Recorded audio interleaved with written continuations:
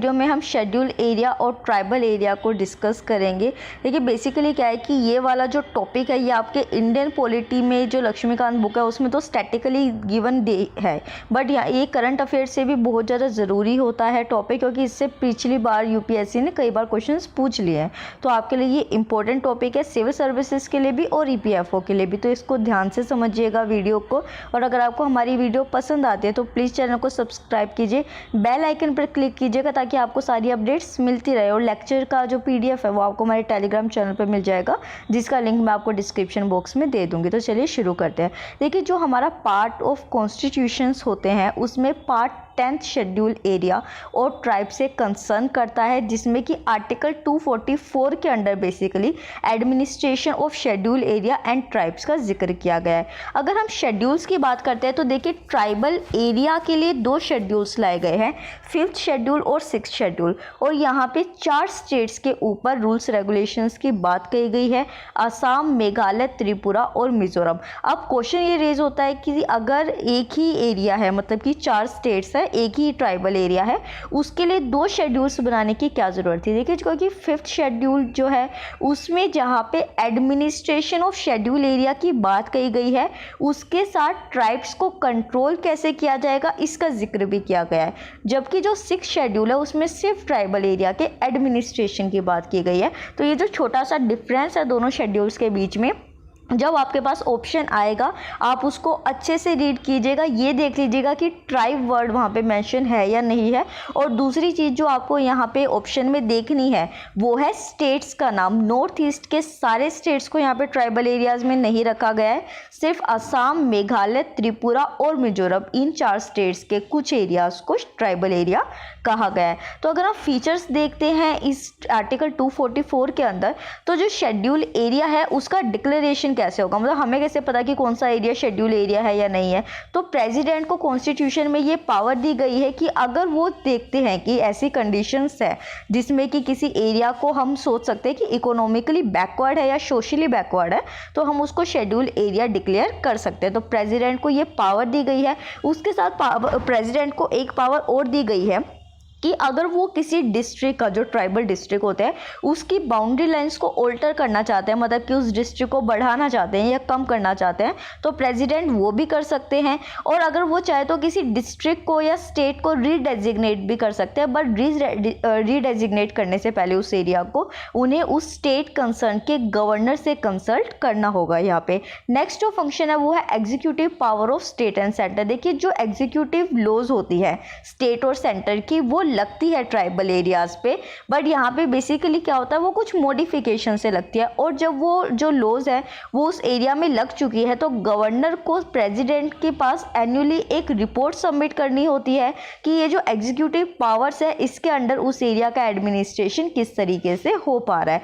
फिर डिस्कस करते हैं ट्राइब एडवाइजरी काउंसिल का। तो ट्राइब एडवाइजरी जो काउंसिल होती है उसका बेसिकली काम होता है, वो कॉन्स्टिट्यूशन के अंदर ही बनाने को कहा गया है कि जो शेड्यूल्ड ट्राइब्स रहती है उन एरिया के अंदर उनका वेलफेयर कैसे हो सकता है, और उनके वेलफेयर के साथ हम कैसे जो उनके पास सोशली इकोनॉमिकली बैकवर्डनेस है उसको ख़त्म करके उनको एडवांस कर सकते हैं। तो जो ट्राइब्स एडवाइजरी काउंसिल होते हैं उसमें 20 मेंबर्स होते हैं टोटल, और वो जो 20 मेंबर्स होते हैं उसमें से 3/4 मेंबर्स जो हैं शेड्यूल्ड ट्राइब के रिप्रेजेंटेटिव्स होते हैं, और वो शेड्यूल्ड ट्राइब के रिप्रेजेंटेटिव्स जो होते हैं वो स्टेट लेजिस्लेटिव असेंबली में भी रिप्रेजेंट होते हैं, मतलब कि वो वहाँ के भी मेंबर्स होते हैं।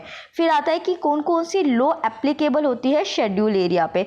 तो कोई भी act of parliament, state legislature की कोई भी एक्ट जो है वो एकदम से डायरेक्टली अप्लाई नहीं होती है जब तक गवर्नर ये देख नहीं लेते हैं कि क्या वो एक्ट उस ट्राइबल एरिया में जाके अप्लाई होने के लायक है या नहीं है। अगर गवर्नर को लगता है कि हाँ ये एक्ट सही है तो वो उसको अप्लाई कर देते हैं, और अगर गवर्नर को लगता है कि थोड़ी मॉडिफिकेशन की ज़रूरत है या फिर कुछ एक्सेप्शंस यहाँ पे डालने की ज़रूरत है तो उन मॉडिफिकेशंस को करके उस एक्ट के अंदर फिर वो उस ट्राइबल एरिया के ऊपर उस एक्ट को अप्लाई कर सकते हैं। और गवर्नर जो है उनको एक एम्पावरमेंट और यहाँ पे दी गई है कि उस एरिया में पीस रेगुलेट करने के लिए और गुड गवर्नमेंट एडमिनिस्ट्रेशन वहाँ पे हो सके उसके लिए भी प्रोविजंस गवर्नर बना सकते हैं। लास्ट में आता है कि setting up of a commission. देखिए क्या होता है कि प्रेसिडेंट जो होता है उनको एम्पावरमेंट दी गई है कि शेड्यूल ट्राइब्स के वेलफेयर के लिए और शेड्यूल एरिया के एडमिनिस्ट्रेशन के लिए आप एक कमीशन को सेटअप कर सकते हैं। एज सच कोई टाइम नहीं दिया गया है कि प्रेसिडेंट को इतने साल बाद या फिर इस टाइम पे कमीशन को अपॉइंट करना ही करना है। प्रेसिडेंट जब चाहे कमीशन को अपॉइंट कर सकते हैं। बस यहाँ पे एक कंपल्सरी प्रोविज़न दिया गया है कि कॉन्स्टिट्यूशन का जब कमेंसमेंट हुआ था उसके 10 साल के बाद, मतलब कि 10 साल के अंदर उसका कमीशन सेटअप हो जाना चाहिए। और अगर अभी तक हम देखते हैं, जो फैक्ट है आपसे एग्जाम में पूछा जा सकता है, 2 बार ऐसे शेड्यूल एरिया के कमीशंस अपॉइंट हुए हैं। एक हुए थे 1960 में जिसके हेड थे UN धेबर, और अब 2002 में रिसेंटली अपॉइंट की गई थी ऐसी कमीशन जिसके हेड थे दिलीप सिंह भूरिया। अब बात करते हैं कि ट्राइबल एरिया जो है उसका एडमिनिस्ट्रेशन होता कैसे है। तो यहाँ पे जो ट्राइबल एरियाज को लिया गया है वो 4 स्टेट्स के लिए गए हैं, असम, मेघालय, त्रिपुरा और मिजोरम।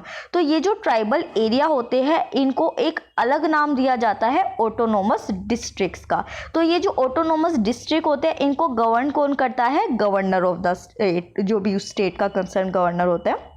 और वो उसमें डिस्ट्रिक्ट में जाके ऑर्गेनाइजेशंस किस तरीके से हो रही है, मतलब कि जितने भी एडमिनिस्ट्रेटिव एक्ट्स हो रही हैं, फाइनेंसेस आ रहे हैं या फिर डे टू डे एक्टिविटीज़ है, उनको ऑर्गेनाइज करना, और अगर उनको लगता है कि उसमें कुछ चेंजेस आ सकते हैं तो उसको रीऑर्गेनाइज करना भी यहाँ पे गवर्नर के पास ही पावर होती है। उसके बाद जो डिस्ट्रिक्ट होता है जिसको कि ऑटोनोमस डिस्ट्रिक्ट का नाम दिया गया था, उसको फिर फर्दर सब डिवाइड कर दिया जाता है सेवरल ऑटोनोमस रीजन्स में।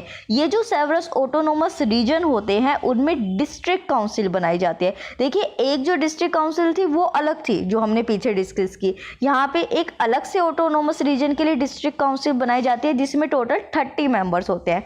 ये जो 30 मेंबर्स होते हैं उनमें से 4 मेंबर्स जो होते हैं नॉमिनेटेड होते हैं गवर्नर के थ्रू, और 26 इलेक्टेड होते हैं। जैसे नॉर्मल इलेक्शंस होते हैं हमारे स्टेट्स में, हमारे रीजन में सेम वैसे इलेक्शंस होते हैं कि 18 ईयर्स और 21 ईयर्स का जो भी था वो सब कुछ होता है। बट यहाँ पे एक छोटी सी कंडीशन अलग ये है कि जो इलेक्टेड पर्सन होते हैं उनका जो ऑफिस टाइम होता है वो 5 इयर्स का ही होता है, बट जो नॉमिनेटेड मेंबर्स होते हैं वो तब तक वहाँ पे रूल करते हैं जब तक कि गवर्नर चाहते हैं, मतलब on the pleasure of governor ये होता है।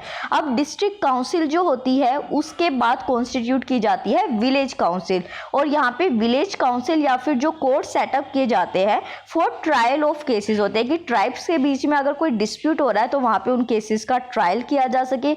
उसके साथ जो डिस्ट्रिक्ट और रीजनल काउंसिल्स होती है उनको लैंड रेवेन्यू कलेक्ट करने की भी रिस्पॉन्सिबिलिटी दी जाती है, और लास्ट में गवर्नर जो है उनको ये एम्पावरमेंट दी जाती है कि आप एक कमीशन को अपॉइंट कर सकते हैं, और ये जो कमीशन होगी ये एग्जामिन करेगी कि एडमिनिस्ट्रेशन उस एरिया में किस तरीके का चल रहा है, और फिर रिपोर्ट सबमिट करेगी गवर्नर को। तो जो शेड्यूल एरिया और शेड्यूल ट्राइब से रिलेटेड आर्टिकल्स है लास्ट में उनको भी डिस्कस कर लेते हैं। तो आर्टिकल 244 के अंदर शेड्यूल ट्राइब और शेड्यूल एरिया दोनों के एडमिनिस्ट्रेशन की बात कही गई है। फिर आर्टिकल 244A जो है उसमें ये कहा गया है कि जो डिस्ट्रिक्ट्स है उनको एज एन ऑटोनोमस स्टेट बनाना चाहिए, और फिर आर्टिकल 339 में लास्ट में ये कहा गया है कि यूनियन जो है वो किस तरीके से शेड्यूल एरिया और जो शेड्यूल ट्राइब्स है उनके वेलफेयर के लिए एडमिनिस्ट्रेशन को कंट्रोल करती है। तो हमने शेड्यूल एरिया और शेड्यूल ट्राइब के चैप्टर को अच्छे से डिस्कस कर लिया है। आई होप आपको ये वीडियो पसंद आई होगी। Thank you so much.